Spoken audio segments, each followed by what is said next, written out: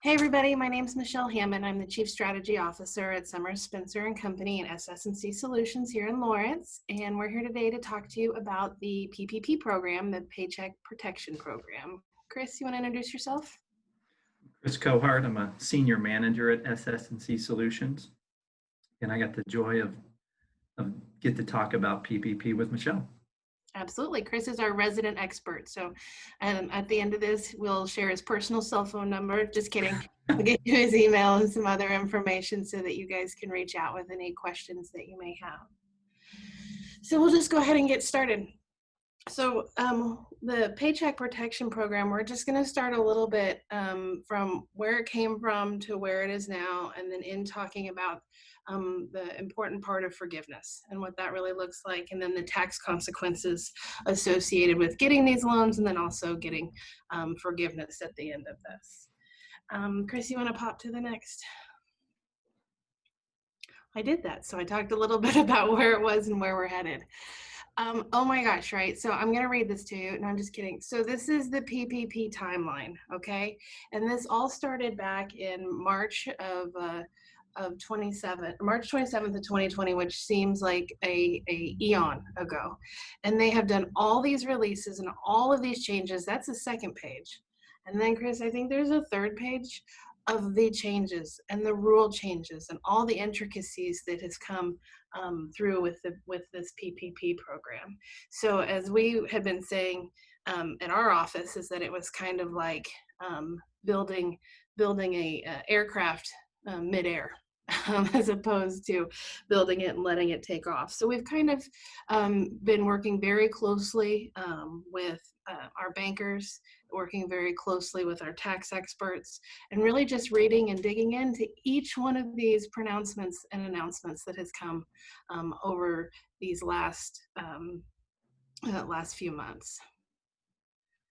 So a little bit about the overview of the PPP for those of you who aren't familiar with the whole program. The PPP is part of the Coronavirus Relief and Economic Securities Act. So we're going to just refer to these things as the CARES Act and then the PPP loans. So when it first started back on March of 27th, they had only allocated $349 billion, thinking that that would be plenty of money based upon the percentage of payroll that the government knew was being processed. And as we found that actually wasn't the right number, and that there was a lot greater need for that percentage of payroll that's being processed every week in the United States. And so there was a second round of funding. So a lot of people got through in the first round of funding, but then 2 weeks later there was the second round. So everybody really has a different timeline that we're going to be talking about here based upon when they actually got their money, but it doesn't matter. The rules are the same for whether it was the first pot or the second pot of money. So they closed the application process in August, and there was still about $130 billion unused. So while this is an act passed by Congress, it's governed by the SBA. And so they used the SBA process and the SBA lenders to be able to provide these loans to the public. And there was over 5,000 of those lenders that decided to participate in the PPP program and make these loans. So who got the loans? Really it was people that met the SBA businesses that met the SBA small standards rules. So generally they would have 500 employees or less, and they had to be, some of that was also based upon the different industries that they were in. They opened it up to include sole proprietors and independent contractors and self-employed people. So these are the people that maybe don't have a separate corporation for their business, but is all filed on their Schedule C internally on their internal on their personal tax returns. And so they also, for one of the first times with SBA work, they added not-for-profits and allowed religious organizations, as it relates to 501c3s and veterans organizations, be able to be part of this. And they did not allow 501c6s, but that, of course, all became pointed out in one of those many pronouncements after the fact. So it sounds like this is all clear and concise, but in reality, this was a slow drip campaign to get to these four bullet points that you see here of who was allowed. And so if you're one of those businesses, you also had to certify that you had an economic need and that there was some uncertainty as it relates to whether you were going to be able to continue the ongoing operations of your business. And I would say as people were applying for this in April and May, not knowing what was going to happen or how their business was going to be impacted, that it meets the test for most places. And there's been, of course, more guidance on that after everybody got the loan much later as it relates to whether or not you truly had an economic uncertainty.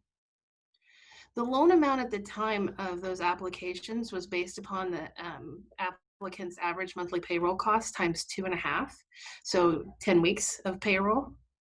And so that's how they calculated what your original loan amount was. Go to the next one, Chris. Yeah. So they told you that you could get 10 weeks of your payroll from 2019 with some certain caveats. And then to be able to, what you were allowed to be able to use those 10 weeks on was payroll, specific payroll as it relates to gross wages and PTO, but not to exceed a certain amount per employee, so that the highly compensated people, there were some limits for those. You also got to include your health insurance benefits as things that you were allowed to use these loans on. State unemployment tax, not employer FICA and Medicare tax, but state unemployment tax only. And then there were some non-payroll costs that were allowed. Mortgage interest, rent, utilities, and there was a lot more guidance as it relates to what each one of those things mean. So if you don't decide to ask for forgiveness, or you don't think that you're going to get forgiveness, it does turn into a loan. And so the interest rate is 1%, not a bad deal there. And then you have some different maturities based upon the dates of when you had received it. It's guaranteed by the SBA, so the company that accepted the loan didn't have to give a personal collateral like you do for so many SBA loans. And the payments are deferred until forgiveness is granted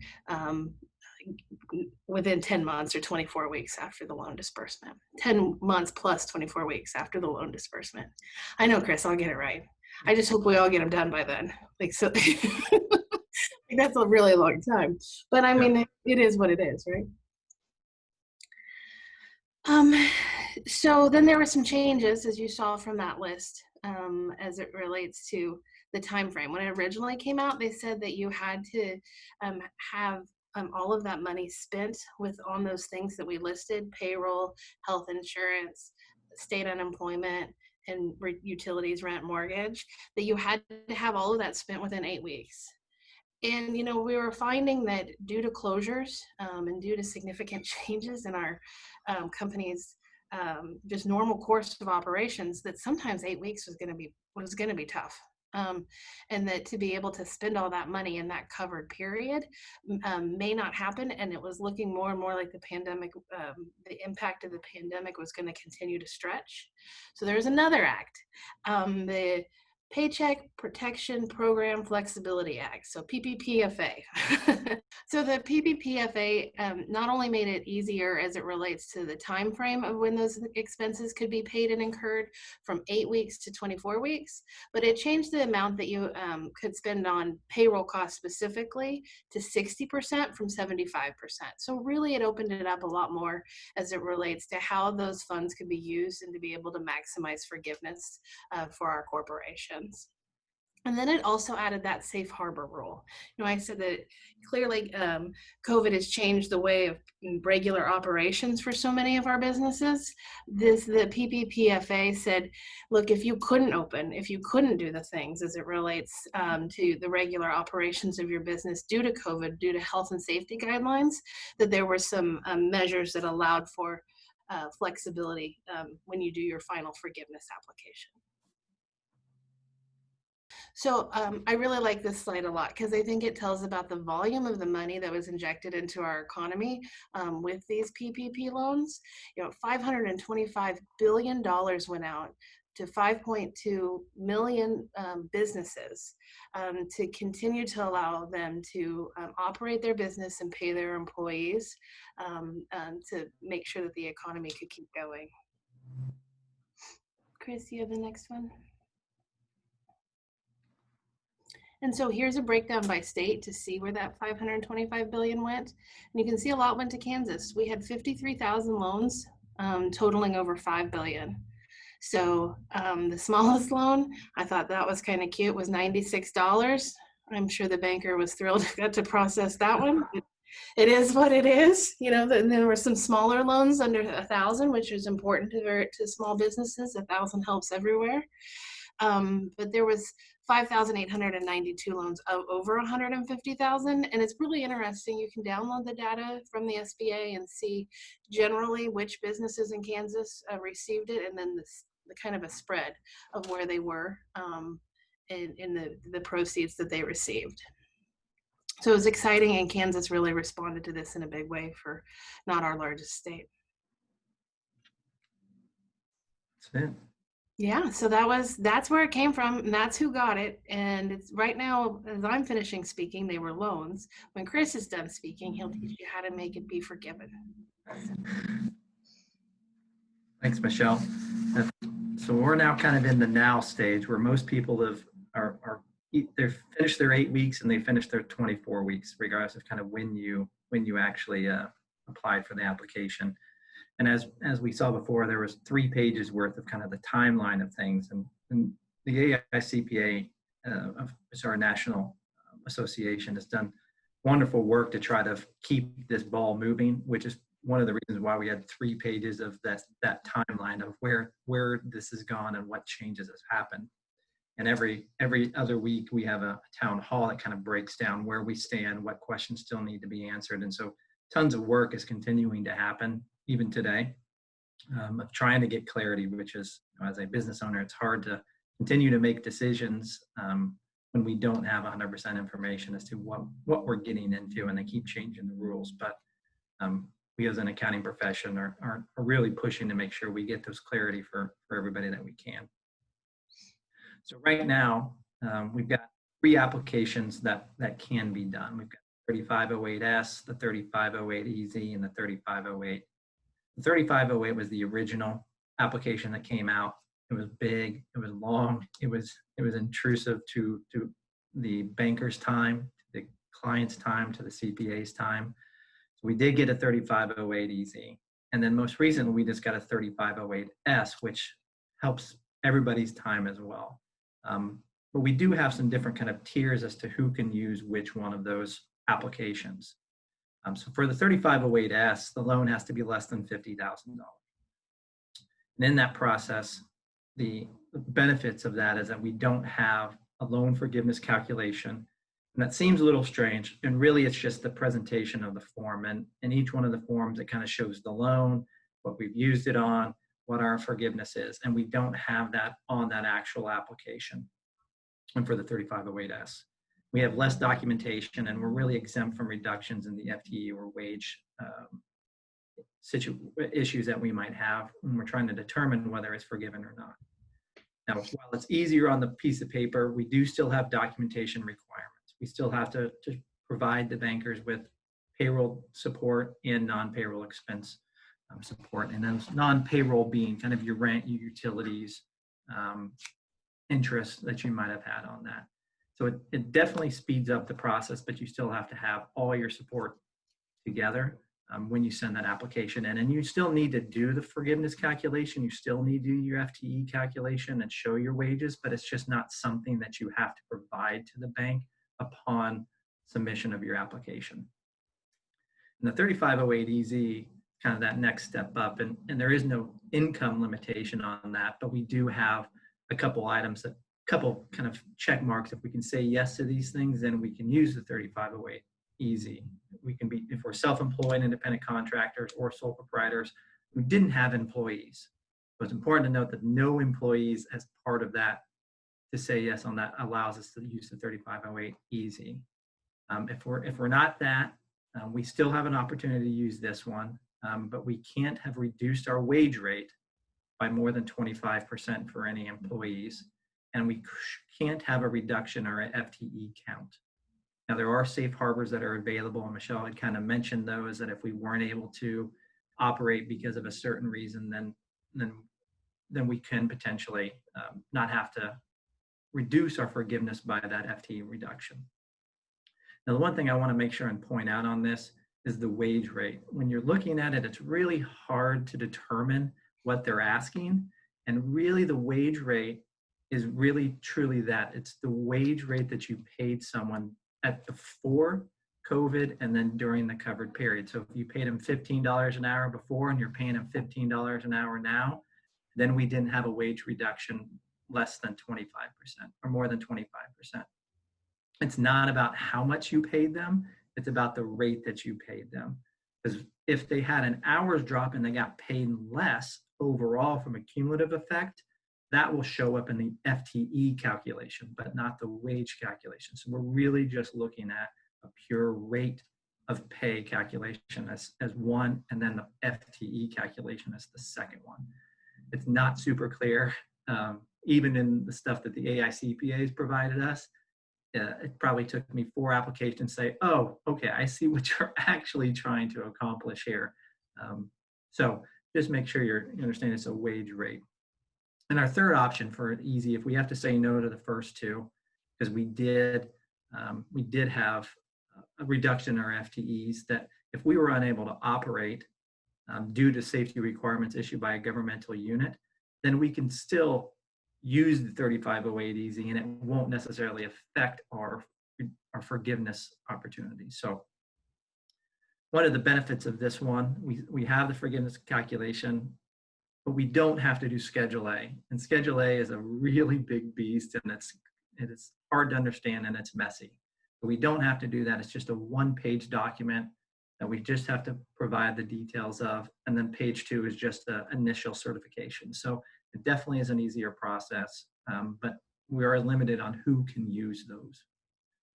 And documentation with this is very similar to the 3508S. We still have to support payroll. We still have to support the non-payroll expenses. And then everybody else has to fill out 3508. If you're not less than 50, you can't say yes to any one of these things for the easy, then we have to use the 3508. I struggled with the benefit of the 3508. I wanted to put none, but trying to be positive, I said, maybe there's transparency there. A lot of people that maybe had some larger loans and maybe scrutinized a little bit heavier, there's going to be a lot more depth and information to this 3508 that these other ones may not need. And you maybe help the bank out in processing that or cutting the SBA off by not having to ask for more information because you've got all this information already on that 3508. I'm not sure it's worth it, making that choice for transparency, but glass half full. There's a lot more transparency on 3508 than the others. So, and from a documentation perspective, we still have to do the payroll and non-payroll expenses, but the big difference is your FTE calculation. You've got to show your work on how your FTEs changed from the beginning of COVID to the covered period. And that I've found is probably the biggest time suck on when you're filling out these applications, is really calculating that FTE number. There is, and you have to do it 2 ways. You can do it as a true FTE calculation and also do it as the safe harbor that the SBA allowed us to do, because you get to make the choice, and you get to make the choice of what's most beneficial to you and what periods you're comparing your covered period to. So you kind of have to do a lot of different calculations for this, because there's 3 different periods that you can compare your covered period to make sure that you did or did not reduce your FTE calculation. So there is a spreadsheet that our AICPA provided to us that it made the process a little bit easier, but still just gathering the data is hard to just populate the spreadsheet. So don't underestimate. To do the calculation twice, right, Chris? So you're saying you calculate it one way, and if you don't like that one, then you calculate it the other way with safe harbor. So yeah. You're touching the numbers a lot. Yeah, when the first application I did, I didn't like the numbers that our payroll software gave us, so I did it manually, and they were a weekly payer. So I had to run a weekly payroll for the covered period, which was 10 weeks at that point, January through February of 2020, February through June of 2019, and then April, and there was one more period that I had to actually run. So I had to run an FTE calculation on a weekly basis for 4 different periods, and then I had to do it again to see if it would be using the safe harbor. That was the first one. I got more efficient afterwards. I created some ifs formulas, which always make me excited and excited. But it's whatever we need to do to get forgiveness. So. Yeah, and then the AICPA finally came out a few months ago about with an FTE calculator of their own, which was a lot better than my chicken scratch one. So, but you do have to kind of touch a lot of periods when you're doing this to try to figure out what's best for you. So once you start that process, a couple of the really big things here is your compensation limitations. And Michelle mentioned that a little bit earlier. But there is a difference in the compensation limitation for owners and non-owners. So the compensation limit is really for anybody that's making more than $100,000, that we can include more than a certain amount of their compensation during that period. So that first round, when they were saying we can do 8 weeks, we can only use 8 weeks of pay, someone that's making more than 100,000 and say that's fine because we'll get there, but we're really limited to no more than $15,000 for those individuals during that period.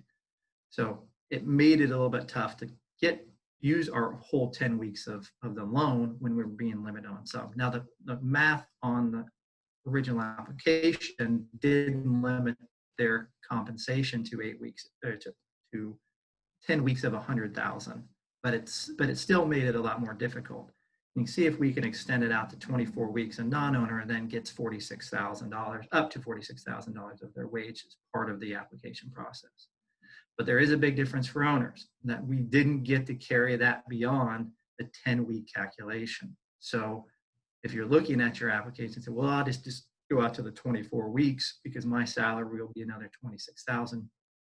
You're not getting that. You're not getting that value. So you might end up having to look at what other expenses you might have. Now, the likelihood of that is probably pretty remote. If you go out to 24 weeks based off a 10-week loan, we should have enough payroll regardless. So, but you are limited on your owner compensation during the 24-week period. The other big thing that I've found that was we did not have this information at the very beginning. And we based a lot of applications on the fact that we could use related party rent as part of the loan process. And as Michelle said, we're continuing to build the plane as we're flying it. We got guidance, and it says that yeah, you can, but you're only going to be limited to the interest associated with the underlying loan. So this was an example that at the last one of the last AICPA town hall meetings. Bottom line is there was a related party, the CPA practice, and he owns a building, a separate LLC that he pays rent to, and $5,000 a month. And his loan was $500,000, and during that 24-week, he incurred $10,000. So instead of paying $5,000, getting to do $5,000 a month, he's limited to the $10,000 interest that was incurred during the 24-week covered period. That's a big difference. That's a really big difference. And to kind of emphasize that point, same scenarios, except for he's already paid off his building. He paid off his building, and we don't get a deduction for any sort of rent that we're paying to ourselves during that covered period. So that $5,000 that maybe we had relied upon initially is now gone. The likelihood of it changing the overall forgiveness is probably pretty remote, because then we can just add more payroll into it. But if this is a sole proprietor or a single CPA firm, that his salary may be 2 other people, and he's paying $5,000 a month in rent, then we might have a problem with that forgiveness. So this is a big piece that everybody needs to remember. So if you own your own property, we may not be able to cover that.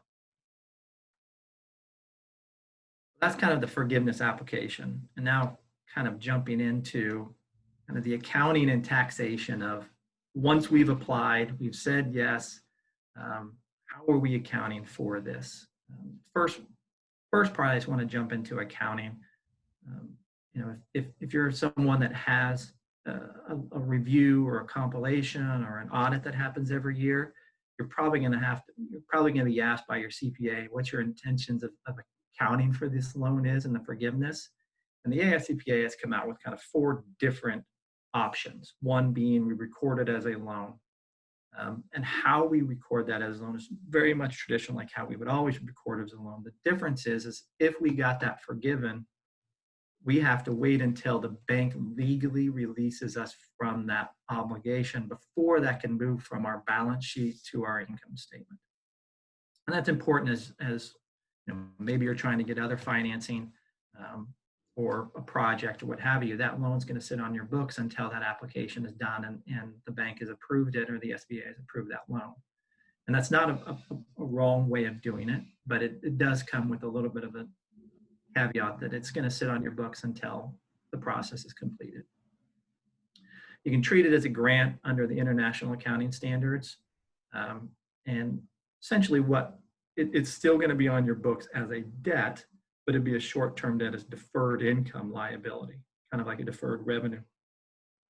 And then we have the opportunity to offset that income and recognize the income as the expenses related to the note are recognized. So if we've paid John Smith $5,000, in theory, we could do a journal entry to reduce the loan by $5,000 and recognize revenue of $5,000 or other income of $5,000 on your books. So your debt's going down and your profit and loss is changing. You can use a grant using the FASB model. Now, most people that are probably on the call, this won't relate to them. This is really more about not-for-profit organizations. They're recognizing refundable advance. And then once that refundable advance, once those contributions, the conditions of that contribution have been met or waived, then they can recognize it as income and reduce their refundable advance. So really, most people won't be looking at it in this way. But there may be some nonprofits on there that usually you're going to be 1 or 3. Most will probably be in the 3 range. Some will want to keep it on as 1. And 4 is a gain contingency model. This is where you're similar to the FASB model, where we're recognizing it as kind of in a refundable advance. And once we feel like the contingencies related to that have been met, then we can record a gain contingency, a gain on the contingency at that point in time. So very similar. Recognizing it as we use it, there's nothing wrong with it. You're just going to have to be able to have some tracking as to how we're making that determination as management, how we're saying, yeah, hey, we met these conditions. Yeah, the bank hasn't said they're forgiven, but you kind of have to go through your forgiveness calculations before you can recognize it. So if the auditor, the reviewer, the compiler come in and say, hey, how did you recognize this? You can slide over the sheet and say, this is how I determined it. And then they can determine whether that's reasonable or not. And I think it's probably worth pointing out that it's important as an organization that has a PPP loan, if they're showing it on their books as a loan, and then they're going to get additional debt for other things, it's going to make their balance sheet not look as good to a potential lender, because it's going to kind of decrease the current ratio for that business. So if you're doing that, you might want to make a case for using number 2 instead of number 1. And then Chris, you'll talk about the tax side of it too. So there's just a lot of things to take into account, the borrowing capacity of your organization, and then also the tax side and how you want to be presenting those 2 things. So it's kind of an important thing to make sure that you have in place as we get to it not being forgiven or by December 31st, because this is going to be sitting there over your year end. Yeah, and if you end up doing a full disclosure financial statement and you do use model 2, 3, or 4, we don't have a lot of guidance per se about what the appropriate disclosures are for that, but some of the disclosures we've been writing have been pretty transparent of, it's almost like an operating lease where we're saying, hey, we've got this loan. we're considering it forgiven. We've gone through the process. This is the model we're using, but our balance as of this date is still technically X. So you're still being transparent, but like Michelle said, your balance sheet isn't representing it, but we do want to disclose that in an appropriate way. Do I have to pay tax on it, Chris? That's the next good question. Somewhat of these decisions of how you're managing this and accounting for this are going to probably lead into how that taxation is going to occur. As of right now, the law says, well, the intent of the law was the proceeds are tax exempt. And as it currently stands, that is still true. There's no change to that. But the IRS has come out in IRS Notice 2020-32 that their interpretation is that, yes, it's still exempt. The forgiveness of this loan exempt, but the expenses incurred to generate that non-taxable income are non-deductible. Chris, isn't that the same thing? That's super confusing. Any sense? Bottom line is, if I borrowed $1,000 and I spent that $1,000 to pay Michelle's salary, because I used that loan to pay that exempt loan to pay Michelle's salary is not deductible, which then makes, in essence, that exempt income taxable. But from the IRS position that they're still according to the wishes of Congress by not taxing that loan forgiveness, because loan forgiveness is taxable in certain situations. So they're kind of circumventing the intent of Congress by doing it this way, which is really unfortunate, because a lot of businesses, we had these discussions with businesses at the beginning of, this is going to be tax exempt. Congress has said this is going to be tax exempt, and we still get to deduct those expenses. So those businesses went forward with that knowledge, saying, okay, well, I'll get that, but I don't want to pay tax on it. And since it's not, then we'll go ahead and do it. And now we're changing the rules after the loans have been issued. Congress has been very clear that that was their intention. And the likelihood is that Congress will clarify the stance on the IRS. If they don't, which we're coming up to kind of we're in the lame duck period right now, theoretically, potentially. There's a good chance that Congress doesn't clarify that stance. And we're going to be at 12/31 year end, and we won't know exactly what's going to happen. So a lot of people could go ahead and file a return with the assumption that it's non-taxable, and that there's probably going to be some court challenges to the IRS's notice of an interpretation of what Congress wanted to do. And obviously that's a long time, and we could be in flux as to whether we can close that year or what that tax position might actually end up being. So right now, it's really hard for people to make that determination of, do I want to just leave it on as a loan? Do I want to recognize it? Because really, in our mind, that's kind of where you're going to be making that decision. HEROES Act that was passed in the House, right? The HEROES Act 2.0 made it very clear that, again, they reinforced that no amount shall be included of income for the loan forgiveness, and that any deduction in the basis of the property shall be determined without regard to whether any amount is excluded from gross income. That's straight from the law. That's really confusing. But the deduction and the basis, so if we bought, in theory, we can't really, but the basis, we can't reduce like a piece of property. So that basis is unchanged even if the loan was forgiven. Our deduction is still valid regardless of the exclusion from income. So if the election turns out the way it currently stands, I think this is probably our starting point for negotiations with Congress, since we'll most likely still have a Republican-led Senate, potentially a Democratic-led executive branch. I think this is probably one of our starting points of negotiations. And there hasn't really been on either side of the aisle any disagreement that their intention was that this should not be a taxable event. So when this happens is still up in the air, but I think that we'll end up getting to the point where we are where we want to be. but we may end up not knowing that until after year end. So it's hard to really tell right now what the right decision is for us from a taxation perspective. But it doesn't mean that we can't kind of move forward with trying to make this out, trying to figure out what that might be. There's no reason for us to wait, start filling out the applications, having the discussions with your tax preparer. Bankers to say, I may not want to apply for this because I'm a little nervous about this not happening before the filing of the tax returns. And if I had a really big year, then I don't want to stack this on top of that.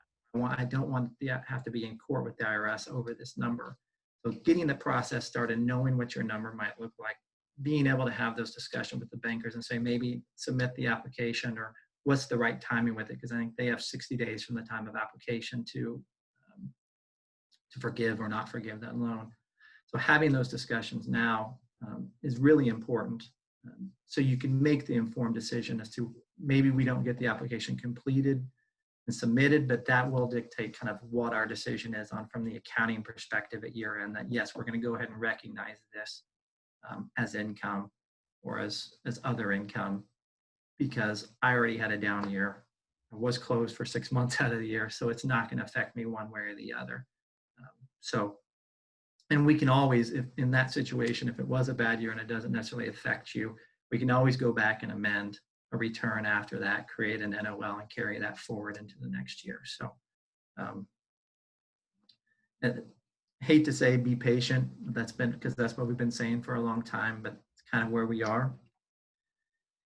And the last kind of piece of that,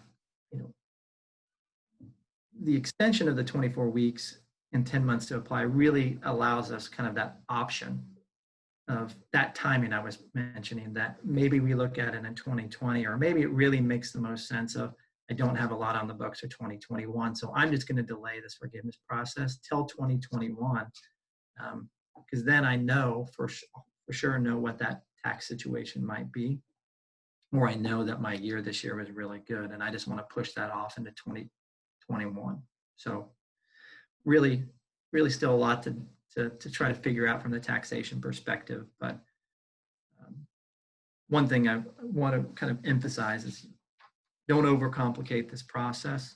We have 24 weeks. If you were able to get people rehired after being closed, use the 24 weeks. We don't need to force 8 weeks. We don't need to try to use rent and utilities and all those things. We can just use payroll. Let's just use payroll.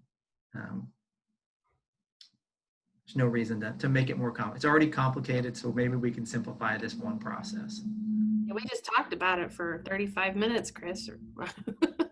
It's pretty complicated, but I think you did a good job of boiling it down and just, going through the process of preparing your application for forgiveness, just so that you know what your numbers really look like, and if you need to make any changes, and then talking and working with your tax preparer to make sure that you're doing the right things for your business and your overall tax situation too. Yeah, and one thing I didn't necessarily mention, by going through that process, and like I said, the FTE calculation is the hardest, and it's kind of the most nebulous as when you just look at your business.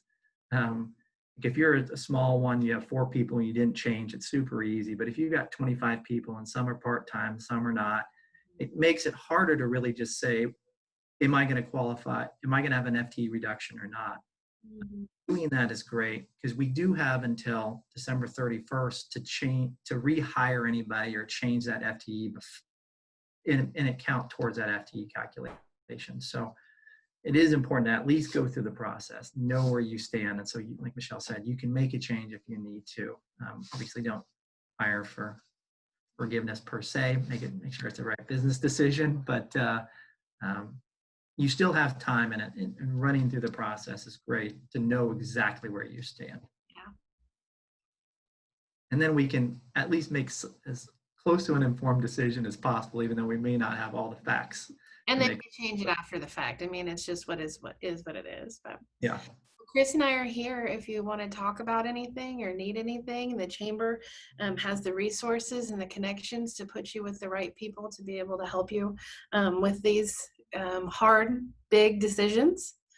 I'm sure Lindsay will appropriately insert our contact information here. And if you guys need us, you know where we are. So thanks to the Chamber and to Commerce Bank for allowing us to bring you this information. Thank you, everybody. Thanks.